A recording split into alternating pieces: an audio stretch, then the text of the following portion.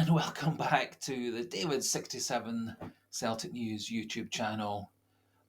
Today's video going to be primarily a reaction to the confirmation of the signing of Nicolas Kuhn for Celtic on a deal that will cover him and Celtic up to June 2029. So he's signing a 5.5-year deal at Celtic. Also a few other little bits of transfer news, loans and other rumours of players coming and going at Celtic. Now, first of all, the deal to sign Nicolas Kuhn from Rapid Vienna for a fee initially of what's believed to be £3 million, with additional add-ons depending on performance and other targets, was signed. Brendan Rodgers, very, very enthusiastic about Kuhn and his level of praise and admiration was very, very reminiscent of Rodgers' last transfer window before he deserted us to go off to Leicester, a transfer window in which Celtic signed some of their worst ever signings and loan deals in the history of the club. And the praise that Rodgers was heaping on Nicolas Kuhn was very reminiscent of the same levels of praise that he gave Ollie Burke and Timothy Weah when they were signed in January 2019.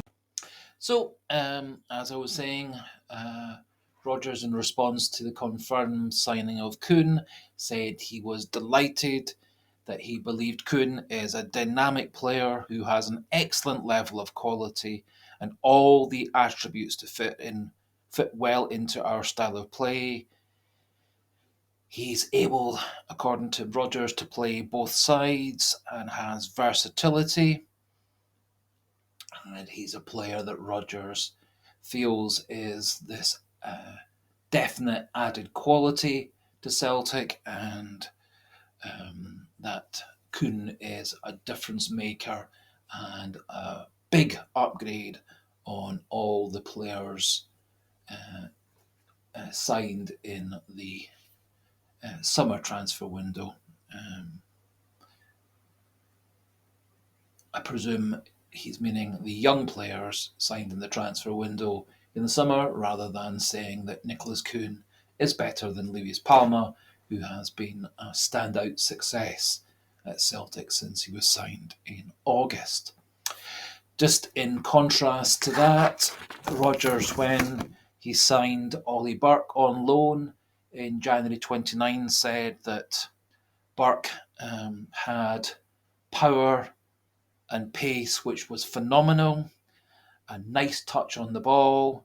His key strengths were running in behind on goal, his pace, power, and has an eye for goal. And Rodgers had said when he was watching Burke, he thought, what a talent he has, in similar to his analysis of Weah when Timothy Weah was signed for Celtic on loan. Weah had natural pace, technique, was hungry, real good qualities, technically and tactically, physically very good, and was fast and strong. Admittedly, the third wide player signed in that transfer window, which was Marian Shved, Rodgers rather curiously said he'd barely ever watched Shved before, that Shved was going back on loan to the club that was selling him to Celtic, but Shved was going to return in the summer as a further option in a position in which Celtic were already strong, but they were going to lose a couple of the players in the wide and attacking sections of the team. Presumably he meant Burke and Weah, However, of course, 1 month later, Brendan Rodgers decided to desert Celtic and go off to manage Leicester instead. And so picking up the pieces of this terrible transfer window was Neil Lennon as caretaker manager, and then shortly after permanent manager. And Shved did come back to Celtic, played a couple of matches, and then disappeared back off on loan, and eventually was transferred away from Celtic. Weah, Burke, Shved contributed virtually zero to Celtic in their short times at Celtic, and were a complete waste of money and waste of time, and blocked the progress of quite a number of players. And so I really do hope that Nicolas Kuhn is going to be a great success at Celtic. I really hope that Nicolas Kuhn turns out to be a Scott Sinclair or a Paddy Roberts rather than a clone of Ollie Burke, Timothy Weah, or Marian Shved. To give Nicolas Kuhn full credit, in his interviews yesterday, he said he was very privileged to come to Celtic, that Celtic was a really big club, a big ground, excellent fans, and he was coming to win trophies for Celtic, and that coming to play for Celtic as soon as he found out they were in for him was all he could really hope for. So, Kuhn very much saying all the right kinds of things, and I'm sure he's being lined up for a debut on Sunday against Bucky in the Scottish Cup. Not clear whether he's going to be starting on the right wing or backing up Leo Labada on that side, as I doubt he is going to displace Luis Palma on the left. Kuhn said in his interviews also that he was primarily a right winger, but he was able to play left wing, second striker, and the number 10 role. And so on paper, he seems like a wonderful signing with great versatility, covering several positions in which Celtic need high quality. His stats from his time in Austria don't really fully back that up. Also, he has been at rather a lot of clubs, moved through St. Pauli, Hanover, RB Leipzig, a spell in the under-21s at Ajax, then on to Bayern Munich, never reaching the Bayern Munich first team, playing for Bayern Munich B and playing on loan before a £500,000 transfer to Rapid Vienna a couple of years ago. It was very interesting listening to the Austrian expert who contributes to the transfermarket.com website, transfer site that a lot of YouTubers, internet fan sites, and professional journalists use for reference and analysis of players and player stats. He said that last season, Kuhn's time at Rapid Vienna was rather blighted by injury, that he spent much of the time injured or recovering from injury. He had quite a disappointing season last year. He has had a good season this year, is good for creating goals, does have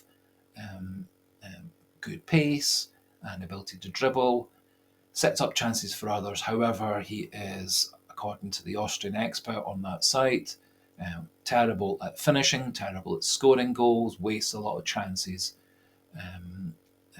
where he is the one trying to score the goal. And that certainly is borne out by his rather disappointing number of goals this season for Rapid Vienna, which is 3. However, hopefully he prospers at Celtic. Hopefully he, along with the coaches, can improve on his finishing and taking his chances, and that he does become the high quality player that Rodgers says he is, and that he will become the difference maker we need for the big games in Scotland, and most importantly for forging ahead with further success in the Champions League, which of course for several seasons has been very, very disappointing. So I certainly wish Nicolas Kuhn all the luck in the world. I hope that the analysis that myself and a lot of you and a lot of other Celtic fans have had watching his highlight videos from Rapid Vienna and looking at all his stats from his professional career. Hopefully, he turns out to be a far better player than he appears to be at the moment. So hopefully, a Scott Sinclair or a Paddy Roberts and not a Burke, Weah or Shved. Moving on to some other news regarding Celtic players coming and going.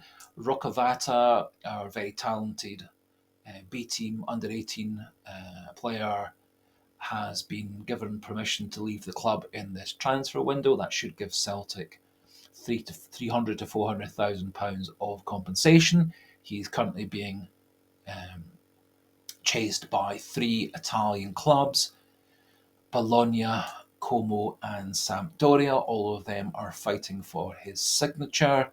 And the fact that 3 top Italian clubs are fighting for his signature, I think, signifies what a good quality player he is. And I, for one, am rather sad to see him going. I think he would have become a good player for Celtic, and potentially a very good player for Celtic, and of course would have fulfilled the UEFA quotas for Scottish trained and Scottish and home trained players. However, it appears Brendan Rodgers doesn't rate him. Brendan Rodgers is very happy to see him go, and Celtic will get £300,000 to £400,000 of compensation, as Vata has been at the club, working his way through all the age groups since he was a wee boy. A couple of other news stories. It would appear there are 3 teams looking to potentially sign Cameron Carter-Vickers in the January transfer window: Brentford and Nottingham Forest, both of whom are fighting against relegation from the English Premier League, and West Ham, who are in the European qualifying positions at the moment, although there are quite a number of teams chasing those couple of qualifying places. All 3 teams are needing to bolster their central defensive strength, and in the past, Cameron Carter-Vickers has in interviews said he was keen to move back to the English Premier League in the future. I think at the time last summer he was implying he was looking for 2 or 3 years at Celtic and then moving down to the English Premier League in his late 20s to have a few seasons playing in the English Premier League. I would be very, very surprised if Celtic let Cameron Carter-Vickers go in this transfer window, or even the next few transfer windows. I think he's a very important player. I think he's a good defender. What I really would like to see from Cameron Carter-Vickers in the next 6-12 months is him starting to become much more of a leader, much more of an organiser. I feel that he is rather quiet in terms of organising the defence and supporting his fellow defenders. I just wish he was as vocal, aggressive, and as much of an organiser as Alsa Johnston is at right back. So, certainly, I can't see Carter-Vickers going. However, it may be a reason if Carter-Vickers does tell Brendan Rodgers and the coaching staff that he is keen actually to move on now. It would be another reason for keeping hold of Gustav Lagerbielke for the foreseeable future. The stories of him being sent on loan to Genoa or Lecce died out at the end of last week and over the weekend. But the stories were rekindled this morning in the Italian football press, saying that Lecce are looking to renegotiate with Celtic. The renegotiation appears to be that Lecce don't want to pay very much at all of Lagerbielke's £14,000 a week for the 5 months of loaning, and they also want a cut price deal at the end of the 5-month loan for a permanent transfer. I think that is one of the drawbacks of Brendan Rodgers very, very vocally and very, very repeatedly saying that he wants rid of Lagerbielke, doesn't rate Lagerbielke. It kind of means Celtic are over a barrel in terms of negotiations on the amount of loan payment and the amount of permanent transfer fee at the end of the loan deal. Hopefully Celtic, Moneymen, Board and Rodgers will see sense and not let Lagerbielke go on a massive cut price deal to Lecce or to anybody else. I, for one, would like to see Lagerbielke stay at the club in the longer term. I think he's a player who's going to get better and better. I think he's actually played a lot better than a lot of pundits or Rodgers has thought. I think he brings a lot to the defence, such as his aerial ability, which is better than all of Celtic's other current defenders. Also is a potential threat in the other box for corners, direct free kicks, etc. And so I would love to see Lagerbielke stay at Celtic in the longer term. A couple of other wee stories linking Celtic and Liverpool. Liverpool have been quite categoric that Kevin Kelleher will not be leaving Liverpool in the January transfer window under any circumstances, that he will be at Liverpool for the rest of the season. It does appear Liverpool are quite happy to look at moving Kelleher on in the summer of 2024. Kelleher is very keen to become a first choice goalkeeper at a major team, and there do appear to be several English Premier League clubs very much looking at signing him. Liverpool have a £15 to £20 million price tag on Kelleher, and I don't see Celtic paying that at all. Similarly, his wage demands would be likely to be putting him as the number one paid player at Celtic, and again, I don't see that as being an option for Celtic. So I think Celtic need to move on from Kelleher unless Liverpool and the player himself and his agent reduce their demands. I think there are many other as good, if not better, options out there, such as Valdemarsson of Elfsborg in Sweden. I think also Angus Gunn, the current Norwich and Scotland goalkeeper. I think he may well be a player where Norwich are looking to sell him on this summer before his contract runs into the final year. And so I think there are several options for Celtic to look into both now and more so in the summer. Finally, the last story to give a wee update on is the ongoing off-on stories regarding Owen Beck, the Welsh and Liverpool left-back coming to Celtic. Celtic appeared to be wanting to get a loan deal with a signing fee at the end of that. That appears to have been discounted by Liverpool. Liverpool say they will make a final decision on what happens with Owen Beck at the end of January, which is dependent on Andy Robertson and Tsimikas coming back from injury and being both available to play from the end of January onwards. It does appear from stories in the Liverpool Echo by their football journalist site that Liverpool are looking to loan Beck to an English Championship club rather than loaning him to Celtic. The other option for Liverpool is to loan him back to Dundee for the rest of the season. If Beck was to play for Liverpool in the next couple of weeks, it would mean that he would either have to stay at Liverpool to the end of the season or go back to Dundee, as you cannot play for more than two teams in one season. I do see Beck coming to Celtic potentially in the summer. He is currently obviously at least third, if not fourth in line at left back at Liverpool. Liverpool have a couple of younger, equally promising left backs coming through their academy, one of whom is just away off on loan. They do have Tsimikas as backup to Robertson. Robertson probably one of the best left backs in the world. And there has been talk of Liverpool looking for a new left back, such as Anthony Robinson of Fulham, and also they have been looking at a couple of players in Japan as potential backups and challengers to Andy Robertson at left back.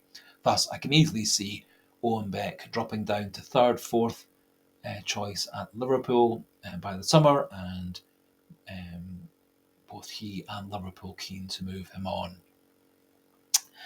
So that just about finishes things off for today. For all those watching for this video who's not watched before and who've liked the content, please do think about clicking that subscribe button. And as always, delighted to see any kind of comments and thoughts and opinions regarding either today's topic of the video, such as whether you feel that Kuhn's going to be the player that Rodgers thinks he's going to be, or whether you think it's more likely he's going to be another Burke, Weah or Shved, and also any other comments you wish to raise regarding Celtic, and I'll reply to them in the comment section or address them in future videos. Apologies for being a wee bit late with today's video. Quite a lot of IT problems and internet problems where I live with the weather, etc., and so haven't been able to get reliable IT use until now. So for today, thanks for watching, thanks for listening, a goodbye, and hail, hail!